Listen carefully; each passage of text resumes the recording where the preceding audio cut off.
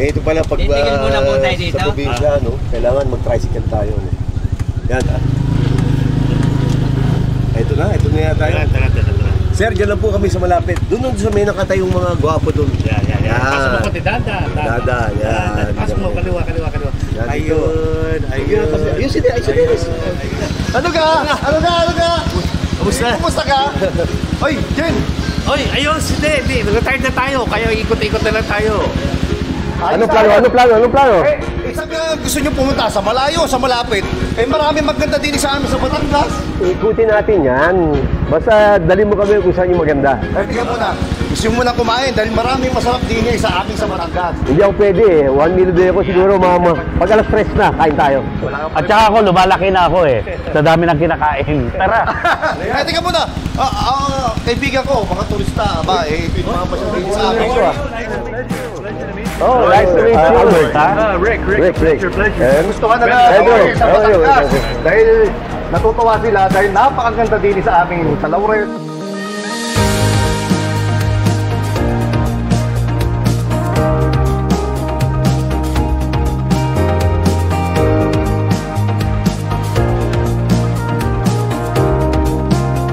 Sa Talisay. Ay sila'y tuwan-tuwa at napakaganda rin sa Batangas. Halika, sama natin. Tara, Kaya ba sila dito? Dito tayo! Tricycle! Okay? Ano? Okay, sure. Alright, let's go then. Okay. Okay. Halika na.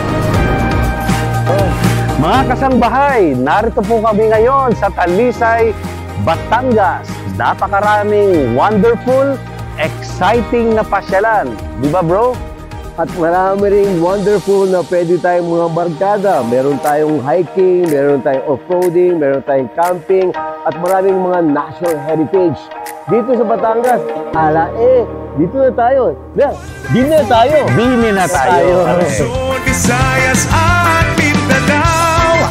Ganday sa Kaya samahan nyo kami. Let us all rediscover the wonderful hidden gems. At wonderful Batanggenyo, wonderful places, food, coffee, at especially your safety. At sigurado ko, isa lang ang sasabihin ng marami. It's a wonderful Pinas, Batangas! Tayo na, tara!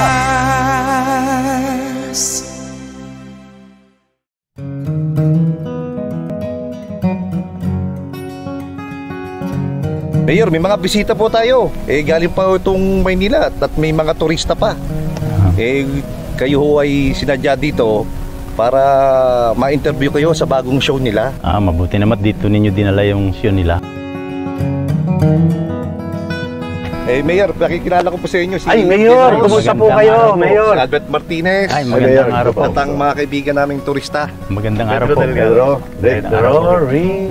Magandang araw po. Napakaganda naman ang lugar na to. Nakita na natin yung mga tanawin, no? Tama-tama ito, Bro Albert, sa ating show. Eksakto. Saka dito mukhang, ano bang nahuhuli dyan sa tubig na yan? Lake to, di ba? Lake. Meron tayo diyan tawilis. Meron tayong maliputo. Yun, pinakamasarap na isda. Meron din tayong tilapia. Meron. At wild. Pero yung pangkaraniwan ay di yung kinukulture nila na tilapia dito sa Lawa ng Taal. Sama-sama to sa Wonderful Pinas. Wonderful Talisay. Wonderful Pinas, Talisay. Yan. Saka noon pala ang Taal, noon sa Tawilis at Maliputo. Kasi ang Tawilis dito lang nahuhuli yan. Nahuli. Have you tasted Tawilis and Maliputo? Kamusta po ba yung lugar natin dito sa Talisay? Simula nung makaputok ang bulkan, yung mga tao yung unti-unti na nakakabangon at sa mga taga-Talisenyo na may resilient. Ayun, maganda. Maliban dito, no, nadaanan natin, bro, yung parang ilang hakbang na lang yung bundok nila. Sobrang ganda. Ang ganda rin. Maganda rin ng Miranda. Kaya nga, nagpapasalamat kami sa inyo at nag-introduce kayo dito ng bagong tourist attraction na yung trekking para sa ating mga turista na parating off-roading. Yan ang mga pinaplano natin. At yun namang tungkol sa pagpunta sa Bulkang Taal, ngayon nalimitahan gawa nga ng pumutok siya.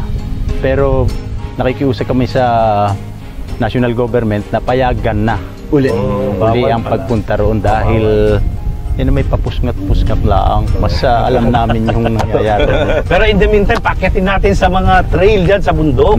Di ba, Mayor? Ilang hakbang nila kasi marami tayong mga kababayan na ayaw ng traffic, ayaw ng maraming tao. Ilang hakbang na lang. Doon sa taas. Actually, yung pinakamaganda nga dito, hindi ito kalayuan sa Metro Manila. Galing ako sa Quezon City, papunta dito, 1 hour, 40 minutes. Andito Yes, sir. Malamig yung simoy ng hangin sa gabi, yung malinis ang simoy ng hangin, matahimik, at walang traffic. Yan. So pong maganda, Mayor, nandito kayo dahil pinapaalagaan nyo talaga ang kaligtasan ng komunidad at kaligtasan ng mga turista. Ayan po si Hepe. Akbang-akba sa programa natin, Kaligtasan. Pag nandito ka sa Talisay, safe ka. Ayun. Ayos. Sa bagong Pilipinas ka, sabi nga ng pulis, ligtas ka. Yan. Lalo na dito sa Talisay, ligtas tayong lahat. Yeah! Ayos. Ang ganda yun. Ano, ikot pa tayo para makita natin ng buong Talisay. Hindi. Ano ba, Mayor? Kain mo tayo ng ng pinindot. Anong pinindot? Oo. Kasarap doon. Sa banga. Diba? Meron kami dito tagagawa ng puto at saka bibingka. Ayun, yun gusto ko matikman. Lalo si Lukmani, ano, Mayor? Sira na naman ang iyong 1 meal a day. Sira ang 1 meal a day. Let's go! Teka na, tara na! Wonderful Pinas. Napakaganda naman pala dito. Kung nandito ka mismo sa baba. Lagi kasi kaming nandun sa taas eh. Taas ng Talisay, taas ng Tagaytay. Pero ngayon ay nandito na tayo. Tanungin natin ang ating mga kasamahan sa gobyerno, ang ating pulis at ang ating Coast Guard. Si Corporal Sabalya at saka si Seaman First Class Navarro. Ano ang ginagawa naman natin para mapanatili natin na malinis ang ating pinagmamalaking Taal Lake? Yan. Ang ginagawa po namin para po mapanatili pong malinis ay sumasama po kami sa barangay para po sa coastal clean up po. Nakikijoin po kami sa barangay. Kayo mismo ang namumuno kasama ang mga barangay. Ang Coast Guard naman bilang kayo talaga nandito sa may karagatan. Ano ang mga, para hindi maulit yung fish kill na tinatawag? Bali din ang monitor namin everyday. Nagbibigay kami ng paalala sa ating mga fish cage owner, sa mga isda, at saka sa ating mga kabarangay. Nagbibigay rin kami ng mga paalala tuwing tag-ulan, tagbagyo, para hindi na maulit yung mga fish kill nung nangyari dati. Yung mga nangyari fish kill. So napakaganda talaga yung public safety and security preventive measures na ginagawa ng ating mga kapulisan at ng ating Coast Guard para hindi na maulit yung sinabing fish kill, mapanatili nating malinis ang napakaganda naman talagang tanawin ng Taal Volcano at Taal Lake. Ayun. Salamat sa inyo, mga katropa. Ayos!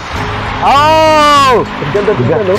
Alam mo, talagang wonderful dito sa Talisay. Laurel, Talisay, di ba? Galing tayo sa Talisay kanina. Ngayon, nandito naman tayo sa Tunasan. Nandun, marami yung mga isda. Ayan. Tong, itong mga to, mga ilang linggo, buwan, hindi niya kalaki. Buwan pa po bago lumaki po. Ilang buwan? Ilang buwan to yung size na yan? 7 months po. 7 months? Opo. Ilang months siya para pwede nang i-harvest? Sa ngayon po ay pag pwede na po harvestin sa mga 9 na buwan po. Siyam na ba? Matagal din pala, no? Sigurado ka siya? Opo. Ang ginagawa po namin, pinipilter po namin minumodule. Iniiwalay po yung malaki. Pinapalusot po yung malaki. Tapos ano naman itong kinakain nila? Anong Feeds po ng Southeast. Saboy lang po siya.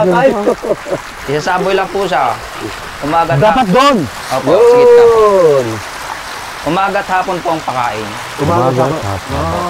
So ano yan? Every day, umaga tapos twice a day siya kumain.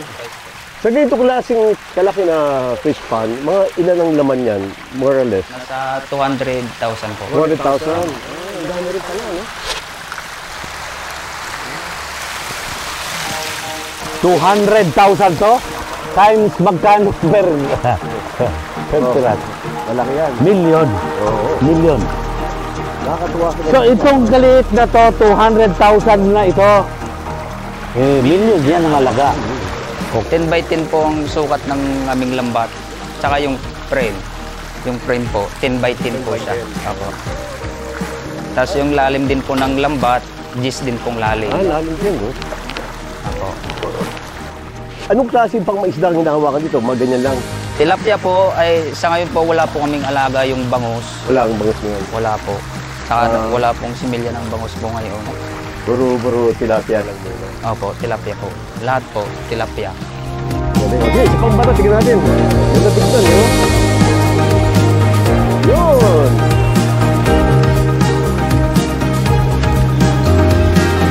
Yan po ang ating tilapia, ang kinakain ng paborito ng mga Pilipino. Dito sa Taal Lake, dito pala sila pinaalagaan. Kamukha nitong sukat na to, 200,000 na tilapia na ilang months old? 2 months old. Ari po, sa ngayon po ay 6 months old. 6 months Oo, old. 6 months old na pala to. Pero hindi pa ganun kalaki. Kailangan pala 9 months old para pwede na siyang i-harvest. Bago harvestin. Maraming salamat at turuan mo kami kung paano itong pinaalagaan ng mga tilapia. Salamat po.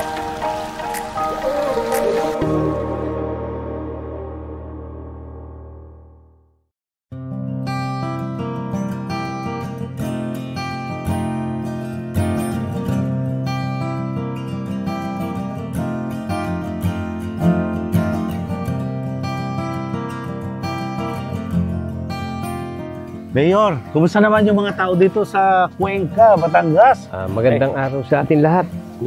Salamat sa inyong pangumusta. Kami naman po dito sa Cuenca, unang-una. Kami ay friendly. Yung hospitality ng taga Cuenca, nandito. Pangalawa, ang security. Kami po for 6 months, zero crime. Oh, wow! That is something, ha? Zero Ang crime. Isa pa po sa amin, na maganda, yung aming weather, climate. Wonderful weather. Wonderful weather. Oh, Ayan. parang ginignaw tuloy po. kami. Tama-tama yung suot natin. Ayan. Isa pa, Mayor, ano ba ang espesyal dito sa Cuenca? Ayan. Kami tinagurian kami ang home of the bakers. Baker. Mga panadero. Panadero. Ako ay panaderong mayor. Because Kaya pala yung kaibigan natin, si Dimac. Di ba? Panadero din. Panadero din. Ang daming bakery. Kami ho yung magpapandisal. Nung araw ay diput-put, ngayon over the counter. Makakabili kayo ng mainit na pandesal. At yung isa naman ho sa ipinagmamalaki namin dito Nagutom sa Cuenca. tuloy ako.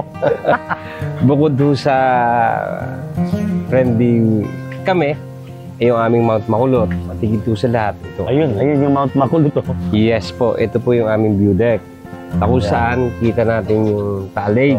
Napakaganda. Isa po sa may pagmamalaki rin namin, wala po kaming fish cages dito. Yun, napansin ko nga, wala mga fish cages dito. Nung po ako yung maging mayor, ang allowed po sa amin is less than 100.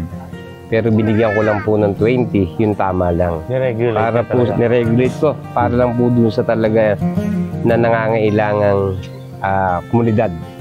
Hindi ko po priority kasi sabi ko, masisira yung aming tawiles. Pag maraming fish cages kami. Ang tawiles, dito lang po makukuha. Na yan ang isa namin may pagmamalaki sa Lawa ng Taal. Na kung saan 2 coastal barangay meron kami. Tawilis. Yes Sikat po. Naririnig ko lang kay Ay, Dimac masarap. to eh. Ano naman yung maliputo? Ay, yung Maliputo po, yun doon sa Pansipit River, yun ho, pagka lumabas ng dagat, yun ho yung tinatawag na talakitok. Talakito. Pagka naman ho pumunta dito sa Tabang, yun ho ang tinatawag ng Maliputo. Marami rin ho kaming Maliputo rito. Kaya yun ho ang isang dahilan, bakit hindi rin namin nilalagyan ng fish cages dito, especially sa tilapia. Yung sapat lang na para yung food security, hindi naman mawawala, tama na. Ang pinipreserve namin kung ano yung katangian ng isang Taal Lake sa part ng Cuenca. Napakaganda niyan, Mayor. Opo. Ang isa pa kong maipagmamalaki ko, isa ho sa malinis na lakeshore ay ang part ng Cuenca. Kita mo naman, buong Cuenca, malinis na tubig, green na kabundukan, di ba? Kaya yung tama-tama, yung programa natin na kaligtasan, protecting the environment, securing the citizenry, at ang mga turista. Yes po. Ayan, ang Cuenca po nandoon sa stage na magsasagawa na kami ng aming master tourism plan, which is sabi nga, ang bread and butter namin itong aming Makulot. at itong aming view deck, Taal View Deck. At isa rin mo sa may pagmamalaki namin, ang resort po namin dito, nung ako himao po is 22. As of now, we have 29 resort dito. Napakaganda. Parami ng parami. Ano, bagong destination na siya. Yes po, tourist destination. Sabi ko po kasi dito sa Batangas, hindi ako papayag na itong Cuenca hindi maganda dahil isa rin po sa aim namin, ito po ay home for retirees. Dahil yaman po gusto. Isa pa lang napansin ko. Yes po. Marami kayo ditong foreigners na dito nakatira na. Ay, madami na po. So, gusto ng foreigner siguro, number one, ang foreigner hindi dito sa isang lugar yan kung ang safety hindi maayos. Number two, yung weather. Yes po. Number three, yung mga tao. Yes po. So, yung tatlong requirement nila, nakuha ng Cuenca. Kaya siguro maraming foreigners dito. Yes po. At ang isa rin pong maganda sa local government po, bilang local chief executive, open po, walang harang para puntahan, kausapin ang local chief executive. Doon papasok, bro, Mayor, wonderful services. Yes po, wonderful services, wonderful weather, wonderful people. At wonderful pandesal. Yes. Kaya dito, wonderful Pinas, wonderful Cuenca, dahil kami ay home of the beggars, wonderful pandesal. Yan ang wonderful Pinas. Yan ang wonderful Pinas.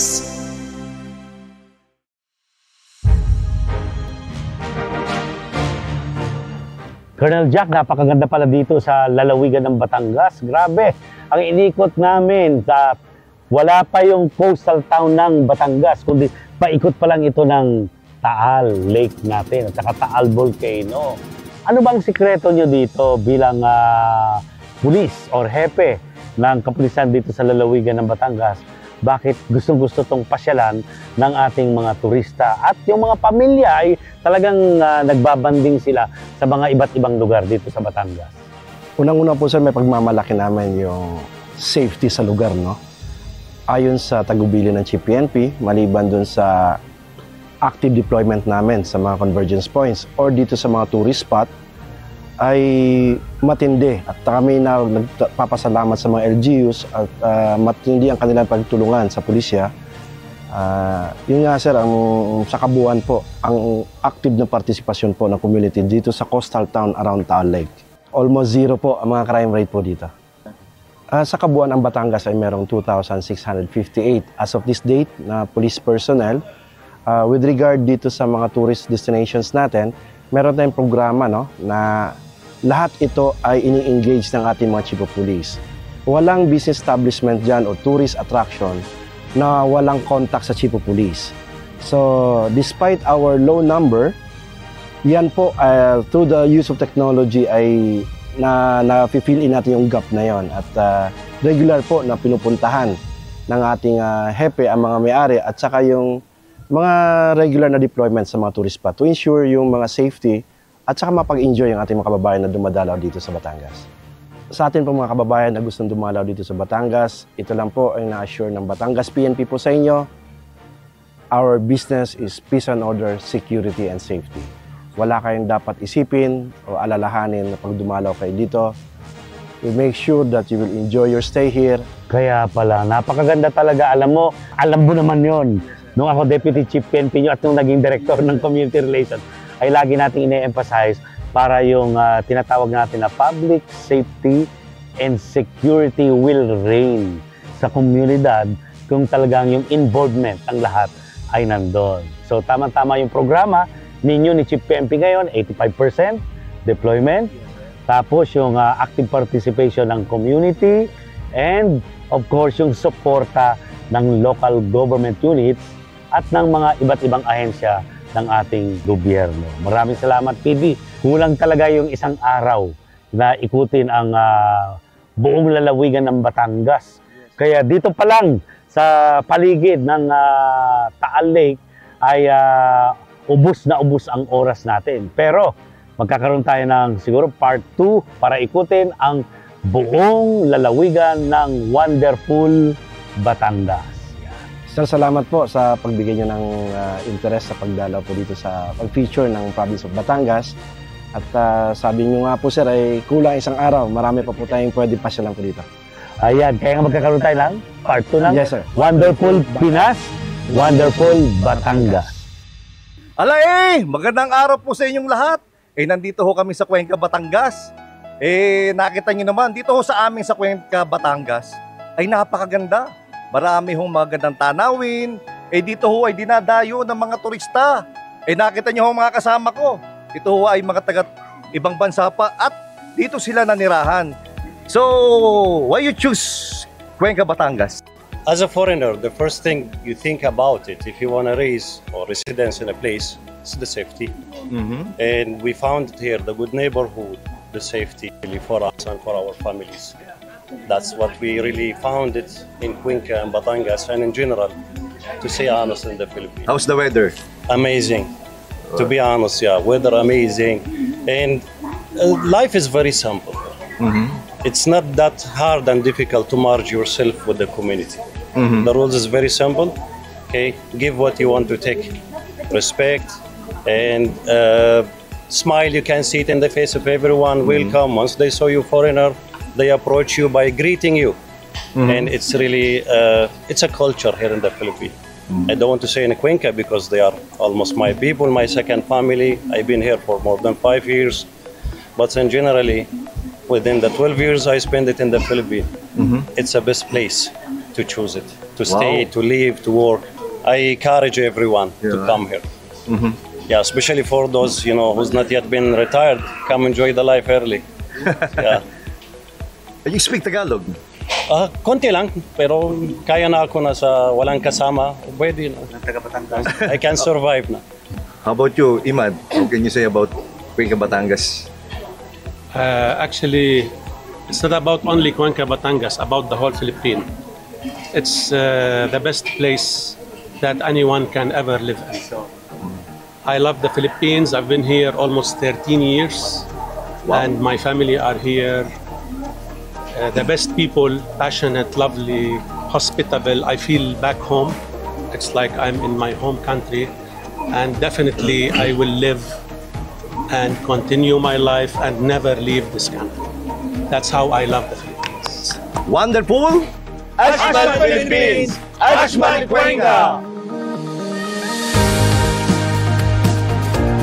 Bago tayo magtapos, gusto ko sana muna magpasalamat sa mga Cuencayenyo ba yun? Hindi, walang Cuencayenyo. Batanggenyo.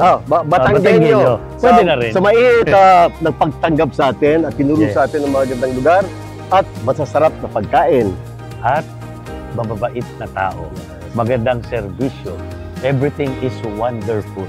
Yeah. Hindi tayo pwedeng matapos na hindi natin pinapasalamatan ang batang Batangas na nag-tour sa atin dito sa Cuenca. Ang ating kaibigan na si Pareng Divac or Dennis Macalintal. Halika, partner. Yan. Maraming salamat. Marami kami natutunan tungkol sa Batangas. Pero napakalaki ng Batangas kaya kulang ang isang araw para dito. So babalik tayo sa Batangas. Ibang lugar naman ang pupuntahan natin. May part 2 pa to. Hindi, tika muna. Hindi pa tayo tapos. May pupuntahan pa tayo doon. Ano naman yun? 1,500 steps sa baba pa yun, doon sa baba. Huwag na yun. Galing na kami doon eh. Hindi nga lang namin natapos. Mataas masyado yun. Yun, babalikan natin. Babalikan natin. Okay. Salamat ka. Unang-una, ako'y taus-puso nagpapasalamat sa inyo sa inyong pagbisita sa amin din sa Cuenca, Batangas. Kaya ako'y tuwan-tuwa at ang aming mga kababayan ay inyong pinintahan. Ayun, tapos na tayo. Pare, ano tinitignan mo dyan? Ano ba yun? Naku, tornado ata yun. Parang ngayon lang nangyari may tornado dito. Alam mo yung tornado? Oo, first time. Ay tara, alis na tayo. Bago tayo, abutan ng tornado. Tapos na kami, mag-e-ending pa kami. Yan. Alis na. Ay pa yata, umalis na. Huwag niyo pong nakakalimutan na mahalin ang ating kaligtasan. Ipamana natin to sa susunod na henerasyon. At huwag po tayong maging dayuhan sa ating sariling bayan. Hanggang sa muli, Wonderful Pinas! Luzon, Visayas at Mindanao. Ganda'y sadyang wagas.